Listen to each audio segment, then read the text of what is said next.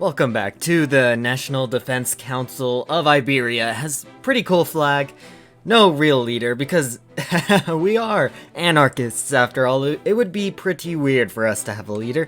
And I guess before I get started, a quick word about mods. I'm just mostly waiting for them to be patched and stuff, so that's the reason that I haven't been playing mods lately. HOI4 had an update, and mods have to have patches to be compatible. I guess I could roll back things too, but I would rather just wait until they are compatible with the new update for Hearts of Iron 4. So then, whatever mod gets updated or patched first is what I'll play first. So, okay, so something very interesting happened. Qing China is at war with the Comintern, and Japan just joined the Axis. Yeah, okay, so big war. The Axis are doomed now. I don't know what's gonna happen. They haven't even capitulated Czechoslovakia. Well, I guess they might not be doomed if they can actually finish off France, but it's not looking so good for them. This is like a crazy war. I've never seen things actually happen this crazy, but like, the Axis are against everybody right now. Everybody that's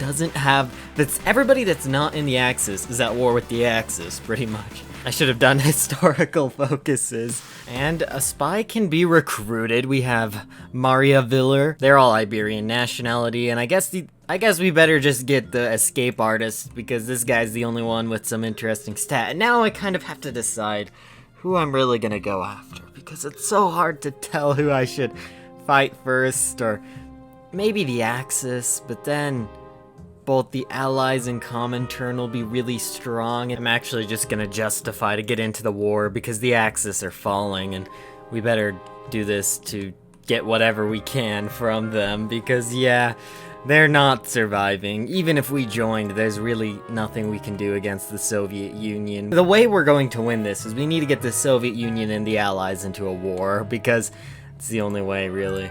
Let's attack the Axis. Let's attack the weak underbelly of Europe. Probably our best bet. They don't have enough troops to really man this border very well. We should be able to get air superiority, possibly. Oh, well, we better do that. But yeah.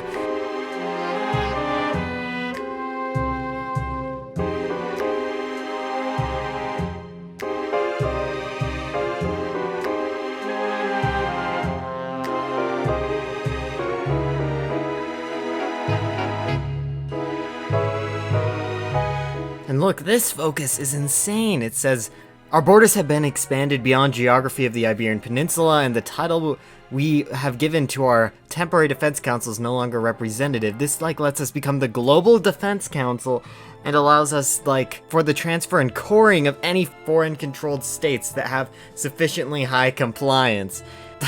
That's pretty crazy. So if, we do this, and then we, do it for a state in France? Do we get it even though we're technically at war with the Axis and not the French?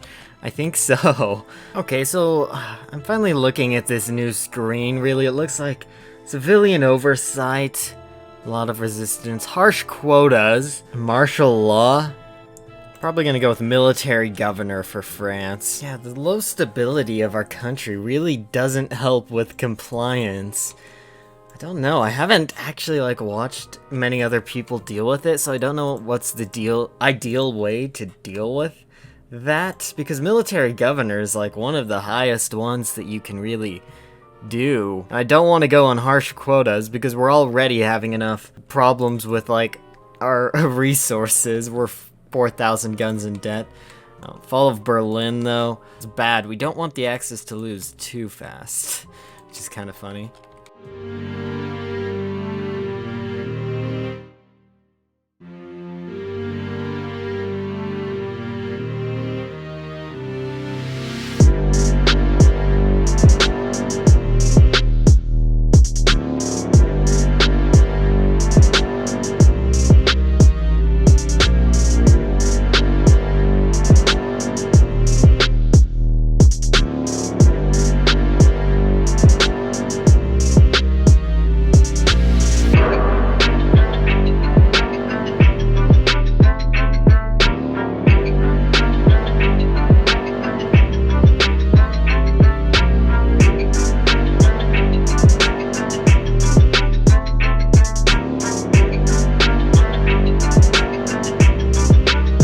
Yeah, now we're the Global Defense Council. But you know, it's kind of funny because, you know, we're the Global Defense Council, and we're only in, like, Iberia plus a tiny bit of France and maybe a tiny bit of Italy, and we're like the Global Defense Council.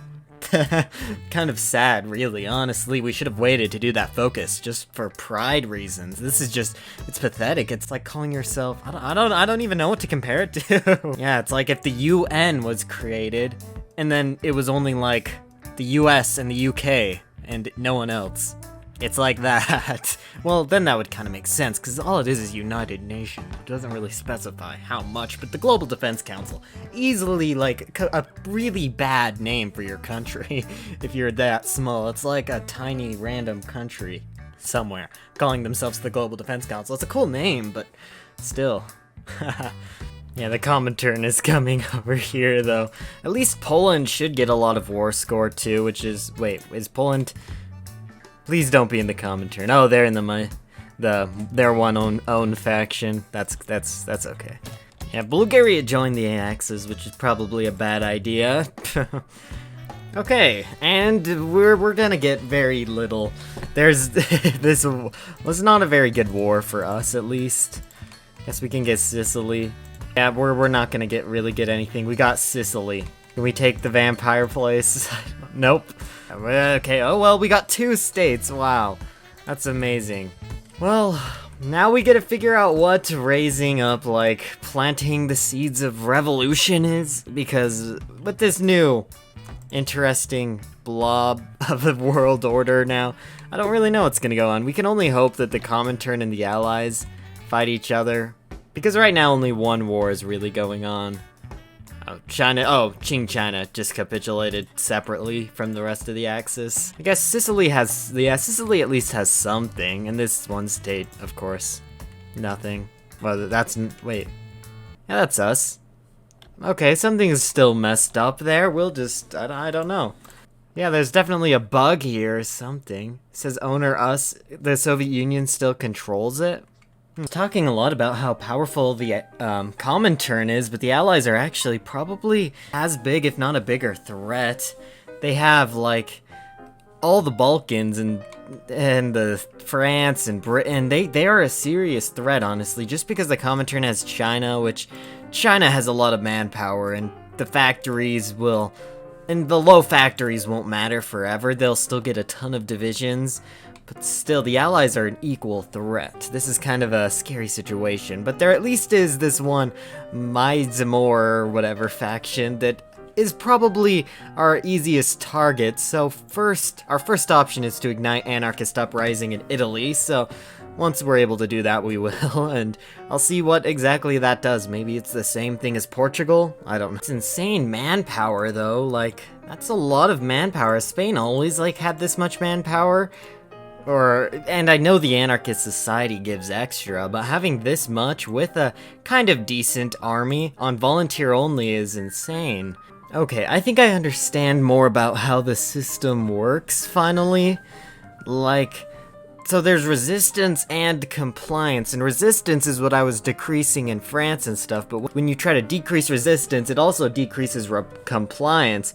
And compliance has, like, certain, like, benefits and stuff as the people like you more. But then it's kind of a balancing act, because sometimes you have to decrease compliance to decrease resistance, but... Yeah, so doing these things is not gonna help with compliance. We just want to stay on civilian oversight, and apparently they'll just keep getting more and more compliant. Yeah, it looks like resistance is decreasing already, so we don't need to go on something other than civilian oversight, which is good.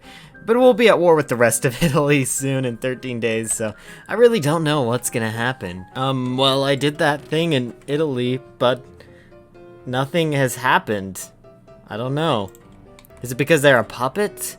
I don't know. I can't tell why nothing happened. Is it a bug? Do I just not understand how it works? I don't know. Do I just have to declare war on them like normal? Unlock this that allows for the creation of anarchist uprising. Do we have to do something with, like, the spy network? Is that what you're supposed to do? I can't tell. My manpower situation actually isn't as good as it seems because we aren't allowed to go off of volunteer only.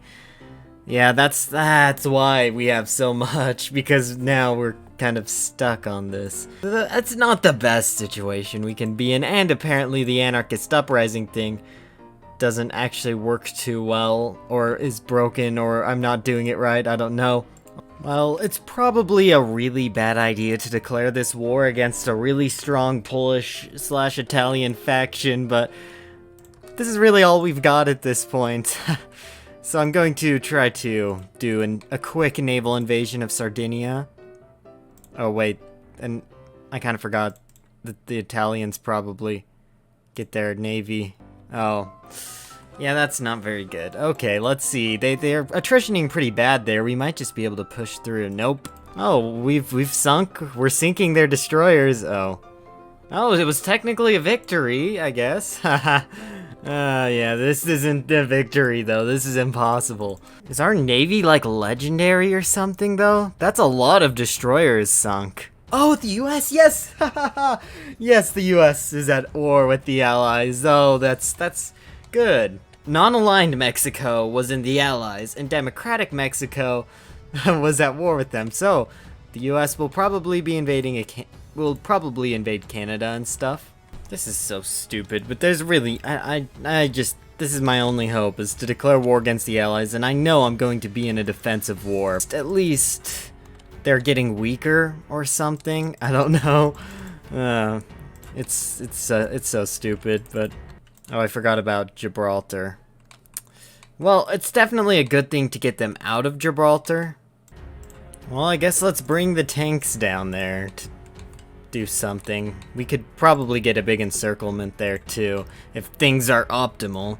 Yeah, sure. Well, let's give the US military access. Maybe they'll send some stuff over here. Then they can help open the second front with their opponents in Europe. Oh, and the US actually is here. I didn't even notice. Look at all these divisions. Yes. The US is on our side. That's all we need. We might not be able to be in a faction, but that's beautiful. That's amazing.